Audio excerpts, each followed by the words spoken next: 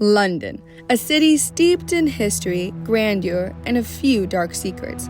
Beneath the bustling streets and historic landmarks lies a world of haunted locations, where the past lingers and the spirits of those long gone continue to make their presence known. Today, we'll explore 6 of the most haunted places in London, each with its own chilling story and ghostly inhabitants. These are real places you can visit today, if you dare. Our first stop is the Tower of London, one of the city's most iconic landmarks and perhaps its most haunted. Built in 1078 by William the Conqueror, the tower has a dark history as a royal palace, prison, and execution site. Among the many spirits said to roam the grounds is that of Anne Boleyn, the second wife of Henry VIII, executed in 1536 on charges of treason. Anne's ghost has been seen walking the tower's corridors, carrying her severed head. Her presence is particularly strong in the chapel of St. Pete and Vincula, where she is buried. Other spirits include the princes in the tower, the young sons of Edward IV, who disappeared mysteriously in 1483 and are believed to have been murdered. Their ghostly figures have been sighted in the White Tower, still clad in the clothes they wore in life. Next, we visit the 10 Bells pub in Spitalfields, a historic watering hole with a connection to one of London's most infamous figures, Jack the Ripper.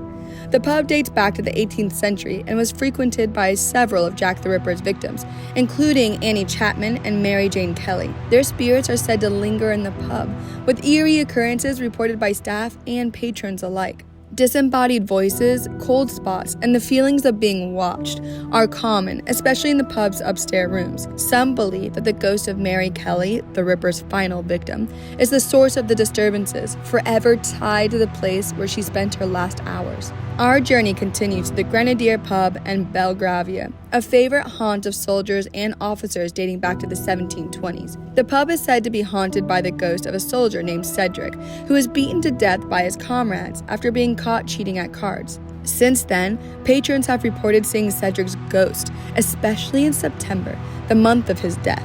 Objects move on their own, and mysterious footsteps echo throughout the pub's narrow halls. Some visitors even claim to have seen a misty figure dressed in military uniform, quietly watching from the shadows.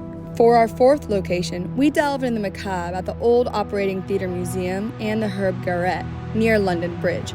This 19th century operating theater, hidden in the attic of St. Thomas's Church, was used for surgeries before the advent of anesthesia. The conditions were brutal, and many patients did not survive.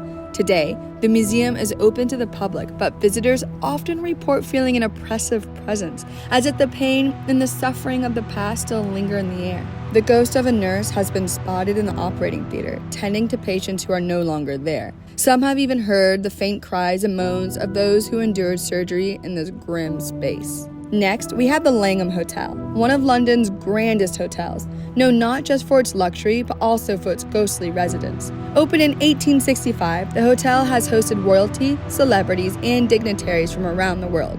But it's also home to several spirits, including a German prince who is said to have thrown himself from a window before World War I. His ghost, dressed in military attire, is often seen in room 333, where guests report strange lights, cold breezes, and the sensation of being touched by unseen hands. Another famous ghost is that of Napoleon III, who lived at the Langham during his exile. His spirit is said to wander the corridors, especially near the basement, where he spent much of his time. Our final stop is Highgate Cemetery, one of London's most atmospheric and haunted locations.